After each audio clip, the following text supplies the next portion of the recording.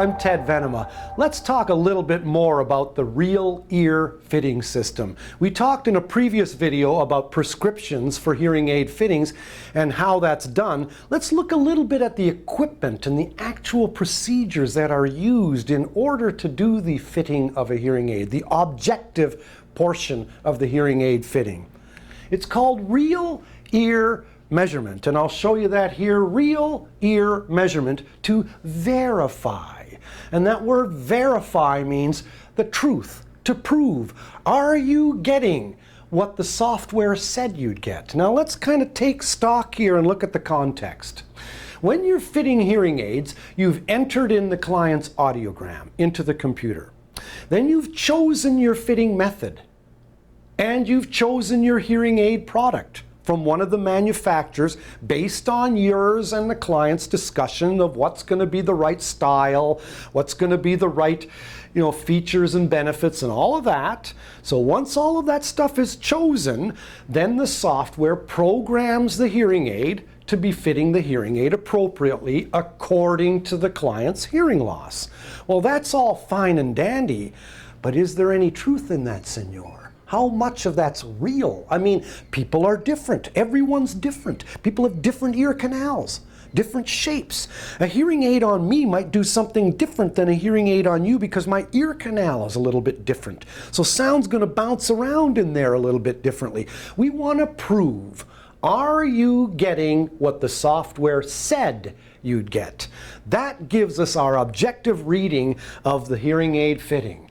It's called a real ear system, and it consists of a screen, a set of tiny speakers, and you'll see more here. The real ear basics, you're going to see a set of loudspeakers. The client will be set about 1/2 meter in front of the equipment, wearing the hearing aids. Into the client's right ear and left ear, there's a loop here hung around the ear, and a loop hung around the left ear, and a little box called your microphone box, and then there's a little tube, and that tube is inserted into the ear canal, and the hearing aid is placed on top of that carefully, and we want to measure what's the sound coming out of the hearing aid. Is it delivered according to what the software said it would? I mean, who wants to sit there going, how does that sound? Oh, how does that sound? How does that sound? Well, how does that sound only go so far? I mean, you need to prove you're getting objectively. This is a science. There's a fitting process here. Hearing aid systems are calibrated every morning to deliver what they've got to do. Let's look at the system though. You've got the loop that hangs around the person's ear. You have a microphone box and you have a tube. Now they put the tube on top of the box to calibrate it in the morning, but when it's in the ear, it might look like this. Here's your eardrum, this is your ear canal, and there you can see the tube is inserted up close to the drum but not touching the drum. Okay? We have ways and means of making sure that that doesn't happen. And how we do that is there's a little red ring around the tube, and that little red ring has to be placed. I'll show you something here. It has to, see the length of the box? That box is exactly 29 millimeters long. That's 2.9 centimeters. We make sure to place the ring of that tube exactly 29 millimeters from the end of the tube. We lay the tube against here and we put the ring right there. That way we know that when we set that little ring right here, see where my finger is? That's called your tragus, T-R-A-G-U-S. That little area right there, if I set the ring right there, I know that in the average adult ear, the tip of that tube will be at least 5 millimeters from the eardrum. And that way we ensure the safety and comfort of the hearing aid fitting process by means of real ear measurement. Now with real ear measurement, you can see normal hearing on the bottom here. Loudness discomfort is the asterisks. Here's the person's thresholds plotted upward in what's called a speech map. This is the SPLogram, okay? And you can see now unaided speech is this gray banana shape here. And you can see that for this particular person, only the low frequency vowels are audible and the high frequency consonants are not audible. And our job is to lift unaided speech and place it where it belongs.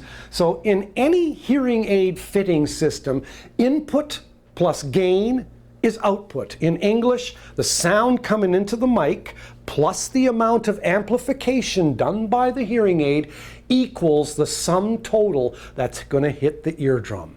We want to make sure that soft sounds are amplified, and then average sounds are amplified, and loud sounds are amplified by enough, but never by too much or too little.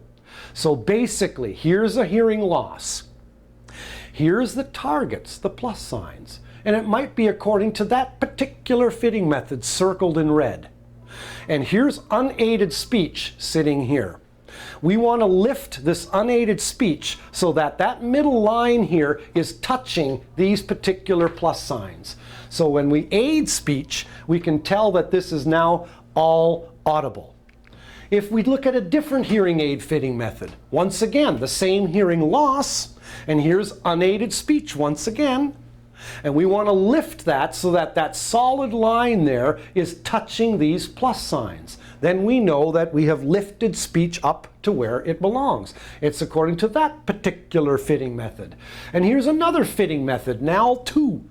Same thing, unaided speech, same hearing loss, and notice the targets. We want to lift this unaided speech so it matches the target. So I will review. You've got various fitting methods, but all of them are verified, and the fitting is verified according to those methods by real ear measurement.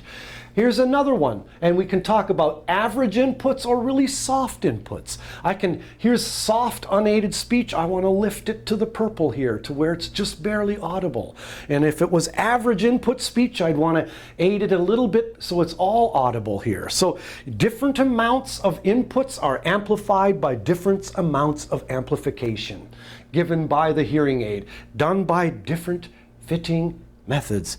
So there's a whole process taking place here. Today's real ear and the SPLogram. 3 different targets for 3 different inputs of speech. A target for soft input speech, a target for average input speech, a target for loud input speech.